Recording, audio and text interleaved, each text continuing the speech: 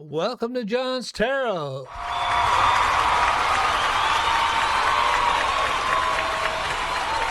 Thank you very much. I hope you're all having a good day, and I hope things have been working out for you in every way.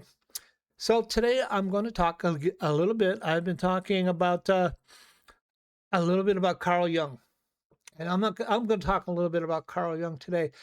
On my webpage, I have something. If you go over to the portion on episodes and you scroll down to the bottom, I have a interview with a rabbi. I got it off of YouTube, and the rabbi is very informative. It's worth taking a minute to go out there and take a look.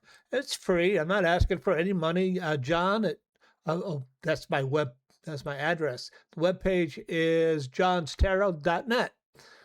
One word, johnstarot.net. And then the interview I'm talking about is on the episodes page, and I give a link to that. And scroll down to the bottom, or to the middle of it anyway. The website itself is a work in progress, and you'll see the little interview with the rabbi. And he was very interesting. That's why I put his interview up there. I thought he was so insightful. And he talks about Carl Jung, and he talks about how what Carl Jung, essentially, I'm going to boil it down to it. The interview he did for YouTube is much better. But what he says is people who are having problems with addiction, with alcoholism and addiction, what they are actually looking for is spiritual transformation. What they are actually looking for is that sense of oneness with the whole, that sense of oneness with the universe, that sense of transcendence. You wouldn't think, looking at the tweaker on the street, that what he's looking for is transcendence. But apparently, according to Jung and according to the rabbi, and it makes sense, what these people are looking for is transcendence. And I'm going to talk to you just briefly about a experience I had years ago of transcendence. I had a spiritual awakening. I was up in the High Sierra. I was doing a solo backpacking trip, and I've talked about this experience before. I'll go ahead and explain it to you. And I'm way back in the hills on the other side of I can't remember the range, but it was out of Thousand Islands, not Thousand Island, Thousand Lakes, and you go up over a pass, and I'm back in by the fourth recess and that area, and Pioneer Basin and that area. I'm back in there all by myself. And the first day was kind of calm, and then the second day I hiked back to Hopkins Lake. It was quite a hike, backpack hike, and I was up there for a couple of days, and I had some noise in my head that finally quieted down, because we're used to a lot of noise. John, you're a good nurse. John, you're a bad nurse. John, you need to do this. John, you need to do that. But when you're out in the wilderness, all that stuff has a chance to calm down, and your nerves are able to relax. But it's a little unnerving, especially when you're by yourself. And so then I hiked back to my base camp, and I woke up one morning, and it was like I had an awakening. And the awakening went something like this. It talked about, and I'm going to describe it from, this is my experience. And I brought something back from the experience to share with you. And the experience, it talked about what is really important to me. That I had been involved in a philosophy of materialism, and that I am really affected in this philosophy of materialism by commercial television, specifically by the commercials. When the commercials are telling me, oh, you need to have this girlfriend in order to be happy. You need to have this product in order to be happy. This is the type of life you need in order to be happy. And, my life was never stacking up to what I'm seeing. This really affected me. Maybe it doesn't affect you, or maybe you don't notice it. But this stuff has really been affecting me. And then I saw how I had done something for a friend. My friend has passed away now, and I'll tell the experience. He is passed away now, but his wife had just passed away. She had been on a hospice, and he didn't believe that she was gone. And they wanted me to come over there right away, and I went and took a look at her, and told my friend, "Yeah, she's passed," and that he believed that, and it helped him make that transition from the loss of a loved spouse throughout his. She had been a love partner with him throughout life, and it was very difficult. But the point being, I helped a friend during a dire experience.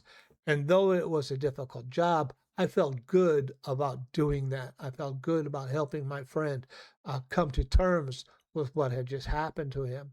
And then I realized what made me feel good about myself. And what made me feel good about myself was not the philosophy of materialism. It's what I call the philosophy of noble service. That philosophy of noble service where I am of service to those like my friend or what I do in the hospital, and you've heard me talk about those types of things, where I'm able to help people through difficulties. And noble service is also what I see happening in the 12-step organizations. When you have a sponsor, somebody that you call, this person is being a representative of noble service, of helping you without expectation of fee, without expectation of thanks, without any expectation, just in order to help you. And that is the philosophy I've tried to live my life by, is this philosophy of noble service.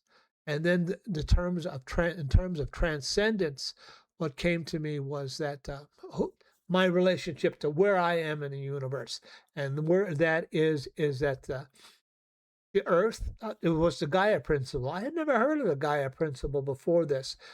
And the Gaia principle goes, I guess, because fellow named Lovelace has a documented concept of the Gaia principle, is that the Earth is itself an intelligent entity. It has intelligence. Because how could my every molecule in my body is from the molecules that come out of this planet.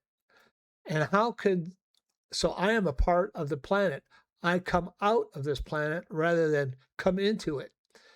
And how could something of, well, we'll just say moderate intelligence, how can something of moderate intelligence come out of anything that's not intelligent at all?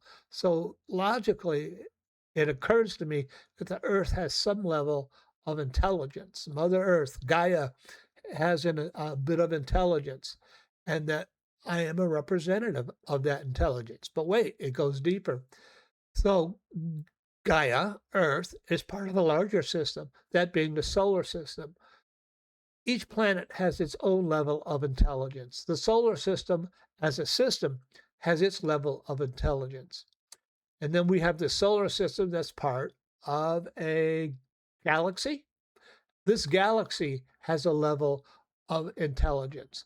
And then there's the universe, but has its own level of intelligence. And I am tied to all of that, from the universe to the galaxy to the solar system to the planets to Gaia to John. I am a part of that system. I am part of that living intelligence. And if you take a little minute, if you take a little time, you can find where you are in that larger system. And that is my experience of transcendence. And I've held that concept for many years now. And I'm happy with it. I'm happy with it. And it seems just to make sense. Now, you may call that universal intelligence God, which is just a fine interpretation for me. You could call it whatever you want, but there's something that seems to be operative in my life that I cannot explain. And that is the explanation I have. And that is my experience of transcendence in the High Sierra. Let's do a little tarot reading on that. How can somebody find transcendence? My ability to read tarot is a gift, an expression of divine love. And I'm here to share it with you in that same spirit. So, how can somebody find that transcendent experience or their place in the universe? Again, tarot is just an opinion.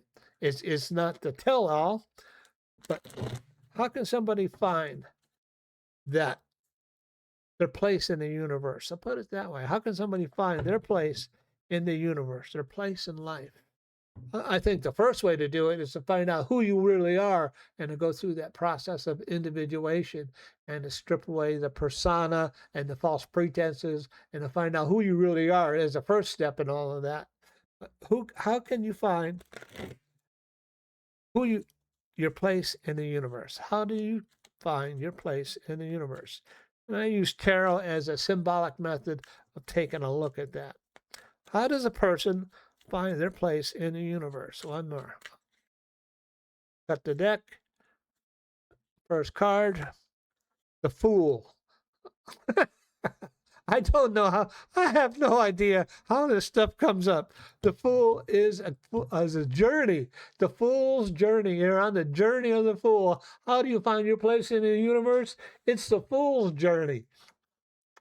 You see the Fool, he's there with, he has a bag over his shoulder and he's about to step over a cliff and he has a white dog at his heels that's barking at him, be careful, watch, be careful.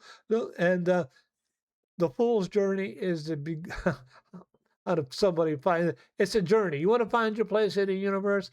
You want to have that transcendent experience. It's a journey.